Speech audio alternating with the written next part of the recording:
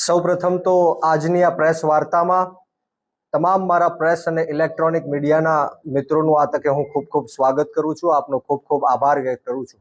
આજની આ પ્રેસ વાર્તામાં મારી સાથે એસેપના પ્રમુખ ધાર્મિકભાઈ માથુકિયા અને હું ગુજરાત પ્રદેશ યુવા પ્રમુખ આમ આદમી પાર્ટી બ્રિજરાજ સોલંકી.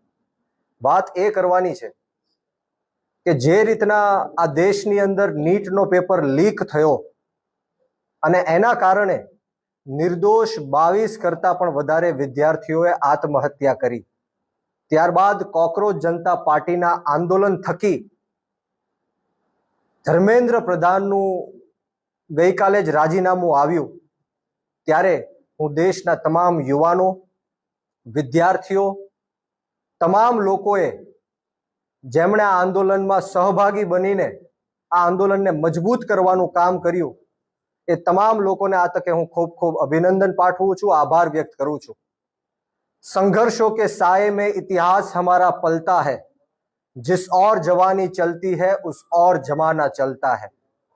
આ જીત ભારત દેશની લોકતંત્રની જીત છે. આ જીત ભારત દેશના સંવિધાનની જીત છે અને આ જીત ભારત દેશના યુવાનોની, વિદ્યાર્થીઓની અને જેન ઝીની જીત છે. ત્યારે જે લોકોએ આ આંદોલનમાં સોશિયલ મીડિયાના માધ્યમથી કે ગ્રાઉન્ડ ઝીરો ઉપર આખા દેશની અંદર વિરોધ પ્રદર્શન નોંધાવ્યું, જે લોકોએ આ મહાયજ્ઞની અંદર પોતાની જાતની આહુતિ આપી, એ તમામ લોકોને આ તકે હું આમ આદમી પાર્ટી ગુજરાત પ્રદેશના યુવા પ્રમુખ તરીકે વંદન સાથે અભિનંદન પાઠવું છું, એમના ચરણોમાં નતમસ્તક વંદન કરું છું. પરંતુ વાત એ છે કે જ્યારે ગાંધીનગર મુકામે, સત્યાગ્રહ છાવણી મુકામે જે રીતના બિન રાજકીય આંદોલન, ગુજરાત કોકરોચ આંદોલનના નામે અમે વિરોધ નોંધાવા ગયા, આંદોલન કરવા માટે ગયા, ત્યારે ગાંધીનગર અને અમદાવાદની પોલીસ દિવસ રાત છેલ્લા 2 દિવસ સુધી અમારા જેવા આંદોલનકારીઓને, ક્રાંતિકારીઓને જે આંદોલનમાં સહભાગી બનવાના હતા એમને પકડવા માટે મહેનત કરી રહી હતી. ભારતીય જનતા પાર્ટી ગુજરાત સરકારના ગૃહમંત્રી હર્ષ સંઘવીના ઈશારા ઉપર અમને ડિટેન કરવામાં આવ્યા અને જે રીતના ત્યારબાદ આપ સૌએ જોયો હશે કે મીડિયાના માધ્યમથી એઆઈ ઓડિયો, મારો અને ધાર્મિકભાઈ માથુકિયાનો જે રીતના ફેક એઆઈ ઓડિયો આ ભારતીય જનતા પાર્ટીની આઈટી ટીમે જે વાયરલ કર્યો છે, એ ઓડિયો સાંભળીને તમામ લોકોને ખ્યાલ આવી ગયો, નાના છોકરાઓને પણ ખ્યાલ આવી જાય કે અવાજ મારો નથી, આ બનાવટી ઓડિયો છે. અમે એક જ મિનિટની અંદર જે થર્ડ પાર્ટી એપ્લિકેશન, જે એઆઈ વિડીયો હોય, એઆઈ ઓડિયો હોય કે એઆઈ ફોટોગ્રાફ હોય, એને સ્પષ્ટ કરતું એક એપ્લિકેશન છે, એ એપ્લિકેશનના માધ્યમથી એક જ મિનિટની અંદર અમે આ સ્પષ્ટ કરી નાખ્યું. અમે આ જનતા વચ્ચે મૂકી દીધું કે આ અમારો અવાજ નથી, આ એઆઈ થી બનાવેલો ઓડિયો છે.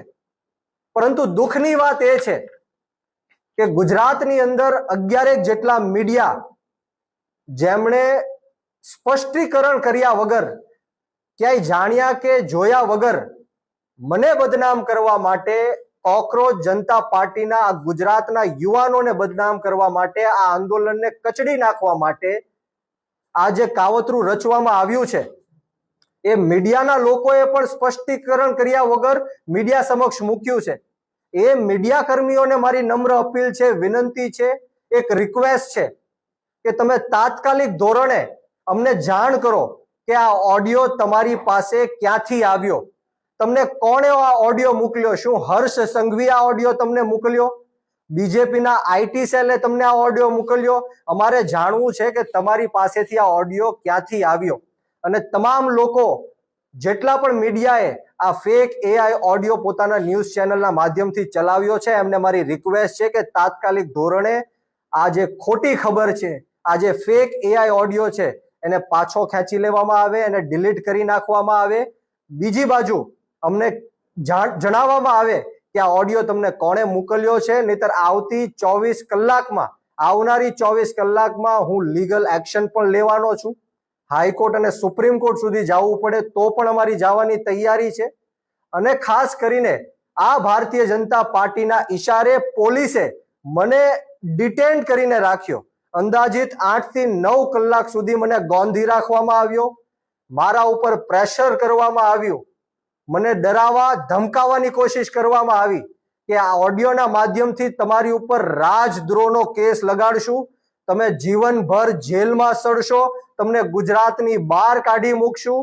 આ રીતના ધાક ધમકીઓ આપીને મને ડરાવવાની અને ધમકાવવાની કોશિશ કરી. પરંતુ આપના માધ્યમથી આ ગુજરાત રાજ્યના ગૃહમંત્રી હર્ષ સંઘવીને કહેવા માંગુ છું કે આમ આદમી પાર્ટીના અનેક નેતાઓ ઉપર તમે આવી રીતના ખોટા કેસ કર્યા, જેલમાં નાખવાના પ્રયત્ન કર્યા, તમે આવા એઆઈ ઓડિયો બનાવ્યા, એઆઈ વિડીયો બનાવ્યા, એઆઈ ફોટોઝ બનાવ્યા. પરંતુ હવે ગુજરાતના યુવાનો જાગી ગયા છે, ગુજરાતની જનતા જાગી ગઈ છે. હું આપ સૌને કહેવા આવ્યો છું કે આવા અનેક પ્રયત્નો ભવિષ્યમાં પણ થશે.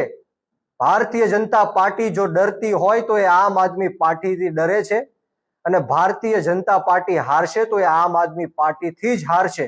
એ ખ્યાલ હર્ષ સંઘવીને આવી ગયો છે. એટલા માટે આવા કાવતરો રચવા પડે છે. હું એમને કહેવા માંગુ છું કે આવા કાવતરો કરવાથી આમ આદમી પાર્ટીનો કાર્યકર્તા હોય કે નેતા હોય કોઈ ડરવાનો કે ગભરાવાનો કે ધમકાવવાનો નથી. અમે તમારી આ તાનાશાહી અને હિટલરશાહી સામે આવનારા દિવસોમાં ખૂબ મજબૂતાઈથી લડવા માટે જઈ રહ્યા છીએ. અને ગુજરાતના યુવાનોને હું કહેવા માંગુ છું કે આજે મેં ગુજરાતના યુવાનો અને આ દેશના યુવાનો જે પેપર લીકના કારણે જે 22 નિર્દોષ લોકો જેમણે આત્મહત્યા કરી છે એમની માટે મેં અવાજ ઉઠાવ્યો છે. જે રીતના 20 જુલાઈ જંતર મંતર દિલ્હી ખાતે હું ત્યાં હાજર હતો અને જે બર્બરતા પૂર્વક આ ભાજપના ઈશારે, મોદી અને શાહના ઈશારે આજે પોલીસે તાનાશાહી કરી, ગુંડાગીર્દી કરી, હિટલરશાહી કરી, 12 વર્ષની દીકરીઓના કપડા ફાડવામાં આવ્યા, એમની છાતી ઉપર પગ રાખવામાં આવ્યા, નિર્દોષ યુવાનોને ઢોર માર મારવામાં આવ્યો, લાઠીચાર્જ કરવામાં આવ્યા, ટીયર ગેસો છોડવામાં આવ્યા, માથાઓ ફાડ્યા, ફ્રેક્ચરો કર્યા. આ ક્યારેય દેશનો યુવાન ભૂલશે નહીં. દેશનો યુવાન અત્યાર સુધી સૂતો હતો, પરંતુ આ આંદોલન થકી અત્યારે દેશનો યુવાન જાગી ગયો છે. તમારી તાનાશાહી સામે, તમારી ગુંડાગીર્દી સામે અને હિટલરશાહી સામે અમે ઝૂકવાના નથી, ડરવાના નથી, ગભરાવાના નથી. અનેકો વાર મને જેલમાં નાખવાના પ્રયત્ન કર્યા. આ પ્રયત્નમાં પણ મને રાજદ્રોહના ગુનામાં ફિટ કરવાની કોશિશ હર્ષ સંઘવીએ કરી છે. ત્યારે આવનારા દિવસોમાં પણ ફેક એઆઈ ઓડિયો બનાવીને, ફેક એઆઈ વિડીયો બનાવીને, ફેક એઆઈ ચેટ્સ બનાવીને, ફોટોઝ બનાવીને મારા ચરિત્ર ઉપર ઘા પહોંચાડવાના ભારતીય જનતા પાર્ટી કરવાની છે. ત્યારે હું ગુજરાતની જનતાને વિનંતી કરું છું, ખાસ કરીને ગુજરાતના યુવાનોને વિનંતી કરું છું, આ આંદોલન આપણા યુવાનોનું આંદોલન હતું અને એના કારણે ભારતીય જનતા પાર્ટીએ ઝૂકવું પડ્યું છે, નરેન્દ્ર મોદીએ ઝૂકવું પડ્યું છે. સોનમ વાંગચુકજીએ જે રીતના 26 દિવસ ઉપવાસ આંદોલન કર્યું, આ એની જીત છે. ત્યારે ગુજરાતના યુવાનોને પણ હું વિનંતી કરું છું કે 34 જેટલા પેપરો લીક થયા, પરંતુ આજ દિન સુધી કોઈ આરોપીને જેલની પાછળ ધકેલવામાં નથી આવ્યો. ગુજરાતના યુવાનોએ જાગવું પડશે. યુવાનોને હું કહેવા માંગુ છું કે આપણે શહીદ આઝમ સરદાર ભગતસિંહને માનવા વાળા લોકો છીએ, રાજગુરુ અને સુખદેવને માનવા વાળા લોકો છીએ, 18 વર્ષના ખુદીરામ બોઝને માનવા વાળા લોકો છીએ. અશફાકુલ્લા ખાન હોય, ઠાકુર રોશનસિંહ હોય, રાજેન્દ્ર લહેડી હોય, ચંદ્રશેખર આઝાદ હોય, યુવાનોએ જ્યારે આ દેશની અંદર કુરબાની આપી ત્યારે જઈને અંગ્રેજોની ગુલામીમાંથી આ દેશ મુક્ત થયો છે. યુવાનોએ જ્યારે શહીદી આપી ત્યારે જઈને આ દેશનું લોકતંત્ર અને સ્વતંત્ર બચ્યું છે. ત્યારે આજે આપણો ભારત દેશ ખતરામાં છે. ભારત દેશને 140 કરોડ લોકો ખતરામાં છે. ગુજરાતના લોકો ખતરામાં છે.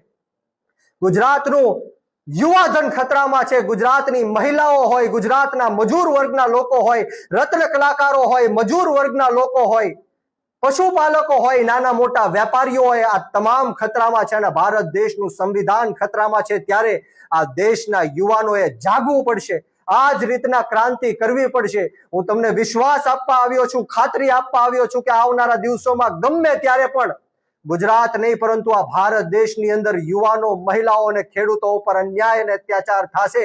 ત્યારે આ જ રીતના આમ આદમી પાર્ટી તમારી પડખે ઊભી રહીને તમારો અવાજ બુલંદ કરવાનું કામ કરશે, તમારા સંઘર્ષમાં સહભાગી બનવાનું કામ કરશે. વિશેષ વાતો નથી કરવી.